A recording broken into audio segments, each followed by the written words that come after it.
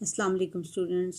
Last article जो मैंने upload किया था उसमें आपको मैंने enthalpy of fraction different type के बताए थे। Enthalpy of formation, enthalpy of utilization, enthalpy of combustion, enthalpy of solution, enthalpy of formation. आज मैं आपको बताऊंगी कि एक्सपेरिमेंटली अगर आपने इंथैल्पी किसी भी रिएक्शन की मैयर करनी हो तो किस तरह से मैयर कर सकते हैं। डेल्टा एच की एक्यूरेट वैल्यूज़ मैयर करने के लिए आप दो तरह के कैलोरीमीटर यूज़ कर सकते हैं, ग्लास कैलोरीमीटर और बॉम्ब कैलोरीमीटर।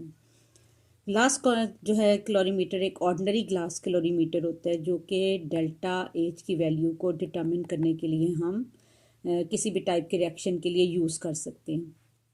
इसके सबसे पहले देखेंगे कि इसका जो इंस्ट्रूमेंटेशन है वो क्या है।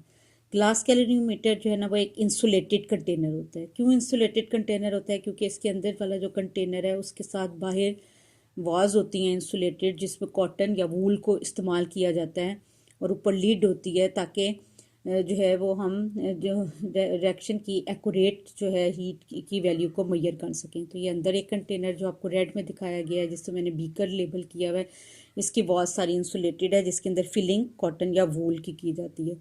ग्लास कैलोरीमीटर जो है वो एक इंसुलेटेड कंटेनर है। आप आम एग्जांपल में थर्मस की एग्जांपल समझ सकते हैं इससे, कि अंदर ग्लास का मटेरियल यूज़ हुआ होता है और उसकी वॉल्स होती हैं जिससे हीट एनर्जी बाहर आसानी से और बाहर से अंदर तक जो है ना वो एक्सचेंज नहीं हो सकती। इसीलिए उसमें रखी हुई चीज़ें गर्म और ठंडी जो है ना वो एक ख़ास लिमिटेड जो भी उसका टाइम ड्यूरेशन होता है उसके अकॉर्डिंग जो है ना वो उसको गर्म या ठंडा रखती हैं। तो ये इंसुलेटेड कंटेनर है इसके अंदर। और इसके अंदर फर्दर क्या क्या मौजूद है? अंदर वाले कंटेनर के अंदर एक स्टीरर मौजूद है, थर्मामीटर मौजूद है, और इंसुलेटेड कंटेनर जो है उसकी जो इंसुलेशन है मैंने पहले भी बताया है, उसमें कॉटन या वूल लगी होती है और इसके ऊपर लिड होती है ताकि कोई भी हीट एनर्जी लिड के ज़रिए या उसकी बेस के ज़रिए वॉस के ज़रिए बाहर सराउंडिंग में जो है ना वो एक्सचेंज ना हो सके और आपको सही टेम्परेचर चेंजेस का अंदाज़ा हो सके। अब हम इसकी वर्किंग देखेंगे कि किस तरह से हीट चेंज या एंथैल्पी चेंज को मैयर किया जाता है। रिएक्टेंट्स की वो अमाउंट ली जाती हैं जो स्टाइक्योमेट्रिक अमाउंट्स होती हैं। Stoichiometrics means according to balance chemical equation.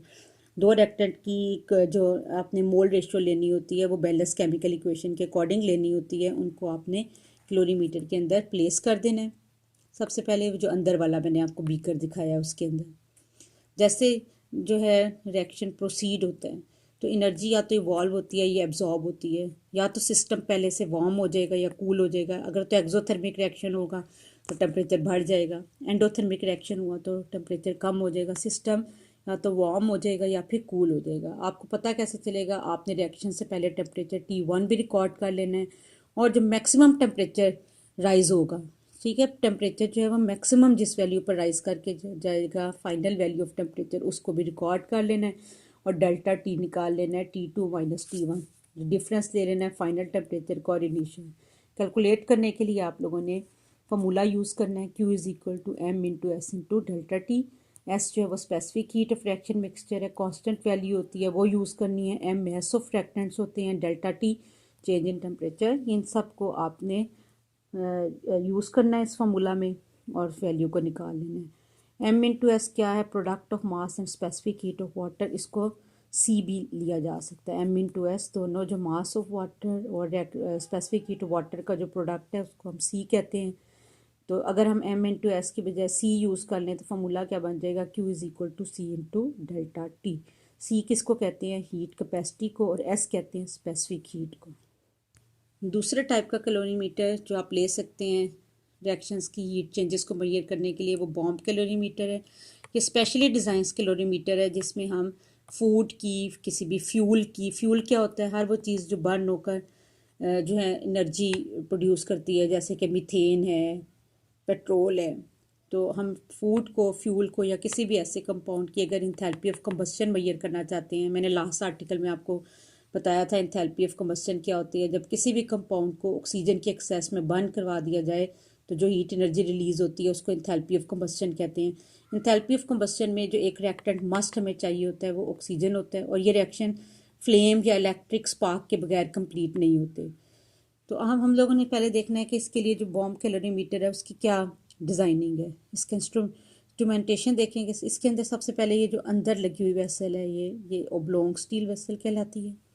और इसके ऊपर एक्सटर्नल एक कोटिंग की जाती है एनामल की, ताकि स्टील को क्रोजन से बचाया जा सके। ठीक है, फिर उसके बाद क्या होता है, ये ओब्लोंग स्टील वेसल के अंदर हम अपने ये यहाँ पे सीलिंग रिंग आपको नज़र आ रही है, इसको ओपन करने के बाद हम अपना इसके अंदर एक प्लेटिनम का बना हुआ क्रूसिबल मींस कंटेनर सा होता है, जिसके अंदर हम अपने सैंपल को, नॉन मास को, लेट्स सपोज 1 ग्राम हमने ले लिया, हम अपने नॉन सैंपल 1 ग्राम सब्सटेंस को उस प्लेटिनम क्रूसिबल के अंदर डाल देते हैं। और वो किसके अंदर डाला जाता है, इस सीलिंग रिंग को ओपन करने के बाद ये अंदर वाले जो इनसाइड जो ओब्लोंग स्टील वेसल या बॉम्ब है, इसको हम अंदर वाला जो बॉम्ब है, इसको बॉम्ब भी कहते हैं, ओब्लोंग स्टील वेसल भी कहते हैं। सीलिंग रिंग को ओपन करने के बाद इसके अंदर प्लेटिनम क्रूसिबल जो मौजूद होती है, उसके अंदर उस सब्सटेंस को डाल देते हैं।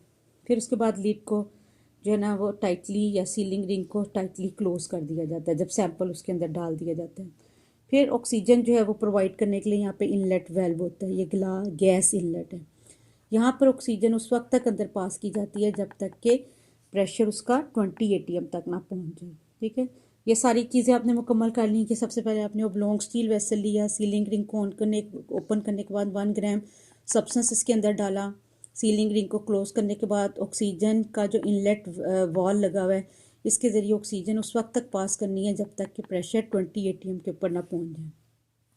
फिर ये जो अंदर वाला बॉम्ब कैलोरीमीटर है, इसके बाहर एक और इंसुलेटेड कंटेनर होता है जिसमें सारा वाटर फिल हुआ होता है। आपने रिएक्शन शुरू करवाने से पहले अपना सैंपल भी डाल लिया, ऑक्सीजन भी बीच में फिल कर दी, सब कुछ तैयारी मुकम्मल करने के बाद इसको इस इंसुलेटेड कंटेनर के अंदर डाल देना। तो जब ये सारी चीज़ें आपकी मुकम्मल हो गई हैं, अब आपका जो ऑपरेटस है, ये पूरा इंस्ट्रूमेंट जो है वो वर्किंग के लिए बिल्कुल रेडी हो गया। अब आप इसकी वर्किंग करवाने के लिए क्या करेंगे, सबसे पहला काम ये करेंगे कि इसके अंदर जो 2 वायर्स सी नज़र आ रही हैं, इनको आप करंट के सोर्स के साथ कनेक्ट कर देंगे, और बीच में इसके एक इग्निशन कॉइल भी लगी होती है, ये यहाँ पर आपको नज़र आ रही है। इसके ज़रिए आपने इसको फ्लेम देना है, इलेक्ट्रिक करंट देना है, और ग्रेफाइट सैंपल को बर्न करवाना है। तो जब ये सारी तैयारी मुकम्मल हो जाएगी, पहले सैंपल भी अंदर फिल कर दिया, ऑक्सीजन भी 20 ATM पर डाल दिया, फिर इसको बाहर वाले कंटेनर में भी प्लेस कर दिया, इनिशियल टेम्परेचर भी नोट कर लिया। जब सारे काम मुकम्मल हो जाएं तो इसको सोर्स ऑफ इलेक्ट्रिक करंट के साथ जब कनेक्ट करेंगे तो इग्निशन कॉइल जो है ये बर्न होगी, इससे करंट निकलेगा जो कि फ्लेम का किरदार अदा करेगा। ऑक्सीजन और जो टेस्ट सैंपल आपने 1 ग्राम प्लेटिनम क्रूसिबल में डाल के लिया हुआ है, उनको बर्न करवाने के लिए। तो वर्किंग तब तक स्टार्ट नहीं होगी जब तक आप इस दोनों वायर्स को जो है इलेक्ट्रिक करंट के सोर्स के साथ कनेक्ट नहीं कर देंगे, और जब तक इग्निशन कॉइल से फ्लेम जनरेट नहीं होगा। इग्निशन कॉइल ऑन करने से पहले आपने इनिशियल टेम्परेचर तो मेजर कर लेना है थर्मामीटर से, और उसको रिकॉर्ड कर लेना है। फिर इग्निशन कॉइल से आपने इलेक्ट्रिक करंट उसमें से पास करना है, वायर्स को इलेक्ट्रिसिटी के सोर्स के साथ कनेक्ट करके। तो जो सैंपल होगा उसकी बर्निंग हो जाएगी एक्सेस ऑक्सीजन में, उसको अच्छी तरह से आपने बर्न करवाना है। जैसे ही ये रिएक्शन स्टार्ट होगा, combustion reaction, heat energy release होना शुरू हो जाएगी, और वो हीट एनर्जी अंदर वाले स्टील बॉम्ब से कहाँ पर आएगी, बाहर वाले वाटर के कंटेनर में।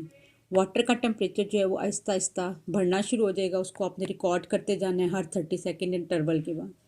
जब टेम्परेचर मैक्सिमम वैल्यू पर पहुंच जाए और फर्दर उसमें राइज आना बंद हो जाए, तो आपने इसको फाइनल टेम्परेचर के तौर पर रिकॉर्ड करना है। आपने केयरफुली एक्सपेरिमेंट में थर्मोमीटर के ऊपर अपनी नज़र रखनी है, ताकि ये पता चल सके कि कब टेम्परेचर में राइज आना स्टॉप हो गया। हर 30 सेकंड के इंटरवल के बाद टेम्परेचर रिकॉर्ड करते रहें, और फाइनल टेम्परेचर जब पहुंच जाए उस रिएक्शन वेसल का और फर्दर राइज इन टेम्परेचर आना स्टॉप हो जाए, तो T2 की वैल्यू को भी रिकॉर्ड कर लें। तो एक इग्निशन कॉइल के स्टार्ट होने से पहले इनिशियल टेम्परेचर नोट हो गया। फिर उसके बाद जब सैंपल की ऑक्सीजन की प्रेजेंस में बर्निंग कंप्लीट हो जाए इलेक्ट्रिक करंट के ज़रिए, तो आपने उस वक्त हर 30 सेकंड के बाद टेम्परेचर को नोट करते जाना है, और फाइनल टेम्परेचर की वैल्यू रिकॉर्ड करनी है जब फर्दर टेम्परेचर में राइज आना बंद हो जाए। Calculations Q is equal to C into delta T। C heat capacity को कहते हैं। It is defined as quantity of heat required to raise the temperature of substance by 1 kelvin. अगर आपको पेपर में हीट कैपेसिटी की definition आ जाती है, it is the amount of heat required to raise the temperature of the substance by 1 kelvin. तो यहाँ तक हमारा आज कंप्लीट हो गया। कि मेजरमेंट कैसे करते हैं इंथैल्पी ऑफ रिएक्शन की, ग्लास कैलोरीमीटर से कैसे करते हैं और बॉम्ब कैलोरीमीटर से कैसे करते हैं। Thank you very much. अगले वीडियो में मैं आपके साथ शेयर करूँगी हैज़ लॉ पे लेक्चर।